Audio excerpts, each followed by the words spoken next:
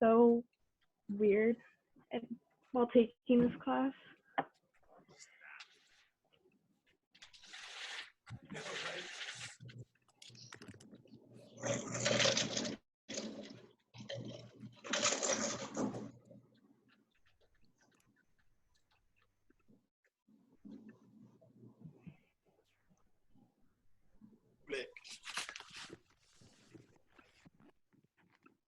What?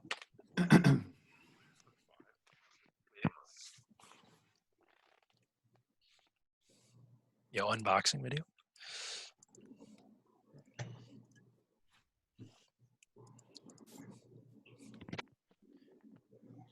Grind to find charges. Why won't you grind regular energy? I'll do that. Why didn't you, bruh? We literally need like 300,000 energy to finish archaeology, bro. I'm okay with doing that. Okay. I'm literally just taking a hiatus from RuneScape right now just because of archaeology. I'm not a huge like if I'm playing. All It's right. just a gathering skill, bro. It's more fun than like fishing or woodcutting. You read it? Oh no. You want me to be? Well, it's okay. Class hasn't really started yet. Everybody's like looking at each other still. Well, like I'll do all the like. I'm just bored of the archaeology guy.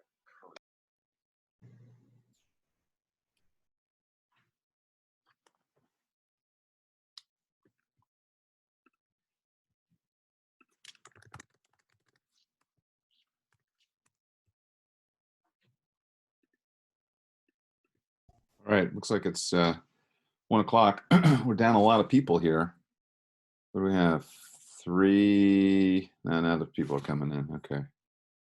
3, 6, 9, 11. We're still way down. Anyway, how'd the videos go? Any questions? Out of the gate? Any thoughts? Ideas? Recommendations? They were long. They were long, yeah. Yeah, I've tried to break up the videos into 15-minute bites, and then there was one yesterday that I kind of had to push through for 30 minutes, so that was tough, I know. Although you have a much shorter one for today, I mean for tomorrow.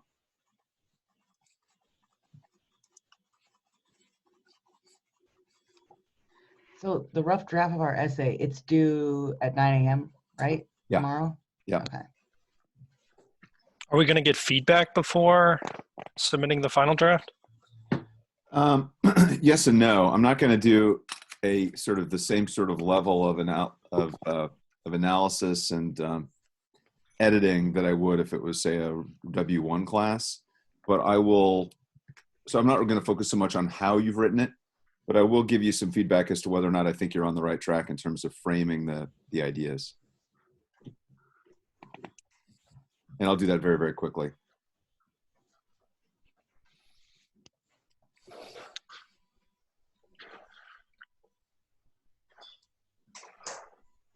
What'd you think of those other random videos that I had you watch?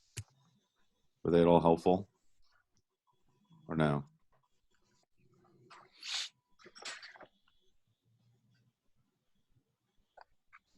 You know this, there's this famous case, there's this sort of psychological, all these psychological studies, right, that say that if it's one person talking to another person, then when you're asked a question, you know that the question's coming to you, that you're the only one there to answer. So you're sort of feel on the spot. But the more people in a group who are being asked a question, the easier it is for you to sort of say, well, it's not my responsibility to answer, so I'll let someone else do it. Which means then that oftentimes the larger the group, the less engagement there is. Everybody is deferring responsibility. So I'm seeing a lot of that from you guys. I ask a question and nobody says anything, because why should you? Somebody else will do it.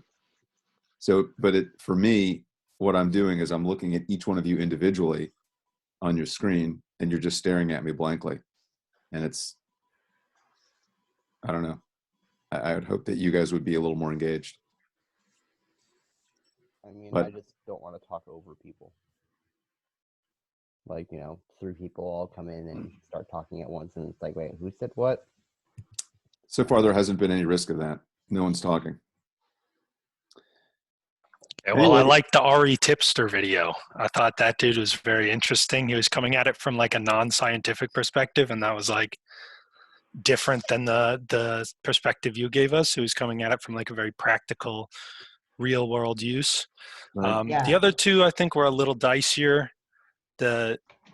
Like it was cool to see it happen, but I could already kind of visualize it for the person who was demonstrating it from the university and the other person. I don't know. Mhm. Yeah, no, I know what you mean, for sure. Yeah, I have a lot of great. I got a lot of great advice on how to sell land. Yeah. Yeah, I mean, it's kind of weird to think about, though, right? You can go out into the woods and you can find or into the countryside and find some beautiful spot to build your house, and yet, if the soil conditions aren't right, you got big challenges. Okay, so how's it been going in terms of the material we've covered so far? You guys all understand Darcy's Law. You understand Manning. You understand things like hydraulic conductivity and porosity and hydraulic head, all that sort of stuff. I mean, so if you're getting those basic concepts, then you're fine.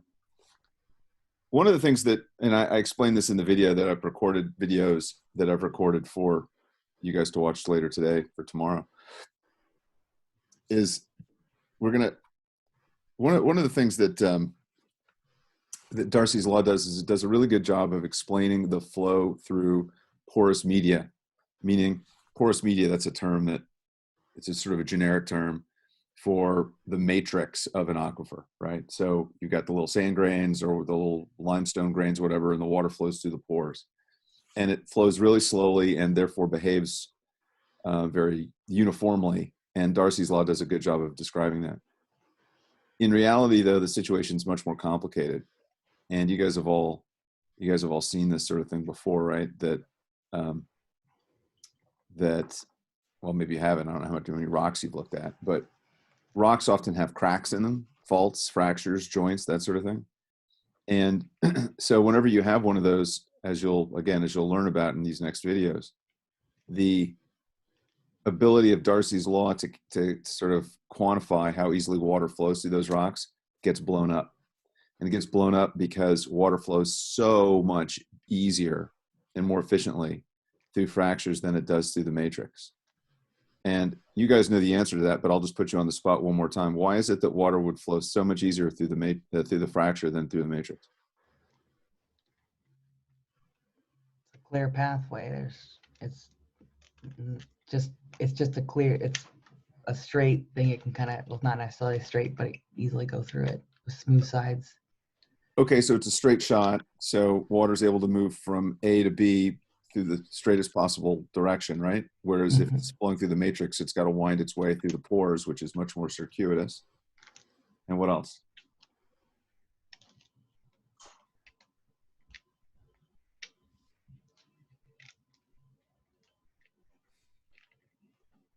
I mean, it's kind of what Scott said, but it's the path of least resistance.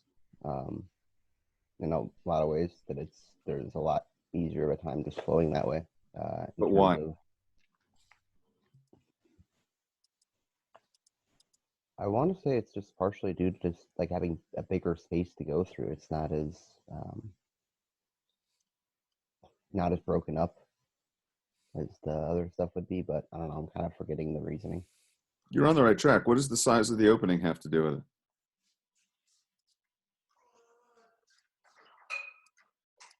Because the larger the size of the opening, the higher the ratio of the cross-sectional area to the volume.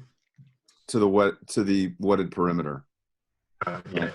And why is that so? What physically is that doing if you have a big cross-sectional area relative to the wetted perimeter? There's less friction. There's a lower percentage of the water is experiencing friction or drag with the sides, right? Yeah. So bigger pores allow water to flow through easier than smaller pores. So even remember, even if you had like 20% porosity in a rock in an aquifer, which means that 20% of a given volume of material, 20% of it is empty space. If you had billions and billions of tiny little pores making up that 20%, or a small number of very big pores making up the 20%, the water would flow much, much easier through the big pores than the small pores, even though they both represent 20% of the total volume. And it's because when water's moving around those grains, it's losing energy to friction against the grains. So if you have a bigger pore, more of the water can move through without touching the sides. Remember all that? And that's essentially what the Manning equation does a really good job of quantifying, right? It says that the velocity of the water is highly dependent on that thing called the hydraulic radius, which is the cross-sectional area to the wetted perimeter. So you have a couple of videos about the importance of fractures. And then I have posted a homework for you to do to Moodle. Let's see if I have it here. It's called fracture Q exercise or something like that. And you'll get a sense for how dramatic, and dramatic is not an understatement, truly dramatic, the impact of fractures is when you're thinking about the rate at which water flows through the ground. Okie dokie. How's the paper going? Remember, we're gonna, the first draft is due tomorrow. The final draft is due Friday. And then on Monday, we were gonna discuss it. But you know what I'd rather do, actually? I think I'll change the syllabus now that I think about it. I think what we'll do is we will, the first draft will be due tomorrow. The final draft will be due at 9 a.m. on Friday. And then our class, I think I have it as like open time or free time on Friday, catch up time. We will, we'll discuss the book on Friday. Okay. So we will have a session here and talk about what you liked and what you didn't and what some of the themes were and that sort of thing. If we wait till Monday, it'll be far enough removed that it'll be hard for everybody to remember what exactly they were doing. Let me remind you, though, that that the next reading assignment essentially begins immediately, right? So I will have posted for you by Friday at 9 a.m. the sections of Cadillac Desert that I'd like you to start reading. Okay, and you're going to want to get right on that. All right, so I'll update the syllabus, and that's it. If you guys don't have any other questions, if you have things you'd like to chat about, if you have questions about how anything works, I'm happy to answer those. But otherwise, I'll sign off. All right. I do want to challenge you, though, all of you, to recognize that when you are staring at me blankly, you're staring at a computer screen filled with all these other people, but what I'm seeing is all my students, and I really want to challenge you to put yourself out there and ask questions when you have them, or answer questions that I pose, and don't be passive. Don't be passive observers all the time.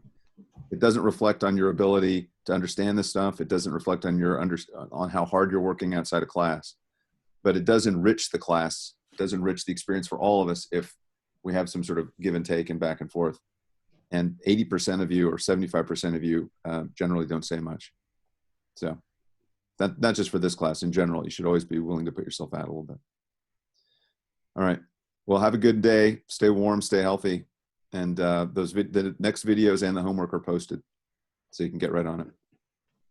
I guess one question about the paper before we head out. If Yeah. we have a draft that we're, like, let's say mostly done with today and we finish it tonight, can we email it to you and get feedback? Yeah, okay, absolutely. Yeah, in fact, other people have already asked that, and I should have mentioned it. Thanks, Gabe, for pointing that out. Yeah, if you want to send me something now, I'm more than happy to. Again, I'm not going to go into the details of how you're writing it, but I'll look at sort of what the themes are that you've pulled out and how you've connected them, and give you some feedback right away. Does anyone know how how we send a paper to the writing studio? Oh, yeah. We have like writing studio appointments. If you like look up writing studio on the Cornell website, there's like a link and you can like schedule an appointment. And I think there's a bunch open tonight. And the- I think we open at 8 a.m. tomorrow, so maybe one even tomorrow morning. And then you just Um, email it to the person, right? Yeah, you just email it to the person and then they'll like call you.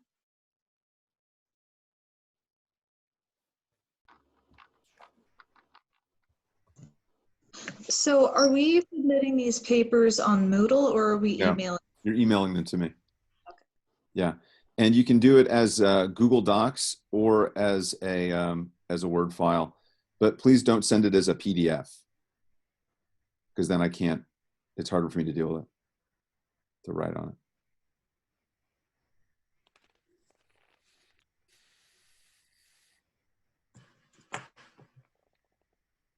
Anything else? Going on twice? When we were in your percolation test lecture, you said that when H over H naught is at 0.37, that's when we find T naught. Yeah. Is there a reason for that number? It has to do with the mathematical derivation, which I'm not going to have you worry about. Okay. Yeah, if we were doing this in class, we'd be doing more derivations of equations, but it's not worth putting you through that torment when you're sitting at home watching a video. Okay.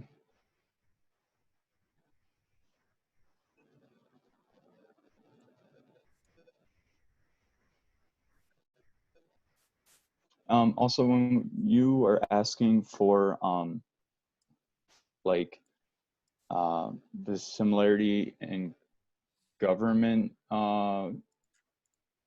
interaction in the chapters with the natural disasters, does that have to be included or is that just an example? It's an example. Okay. Again, the thing that I really want to hit home with you guys is that I don't want you to say, okay, in chapter 1, this happened, and then in chapter 2, this happened, and in chapter 3, this happened. What I want you to do is find the themes that connect each of the chapters and say, here's a theme, and here's how it was explored in chapters 1, 2, and 3, and here's a different theme, and here's how it was explored in chapters 1 and 3, or 1 and 2, or whatever. Okay. Which is much more work than just giving a synopsis of each chapter. But makes it much more interesting to do. And hopefully you guys are finding this book interesting. If you haven't done it, I want to encourage you to look up videos of look up videos of debris flows in the San Gabriel Mountains. I'll actually post some. If you haven't seen any of them, they are scary. I mean, arguably more scary than the lava flows in Iceland or the flooding in the Mississippi, to see what's happening. But also the Heime eruption videos are pretty remarkable too.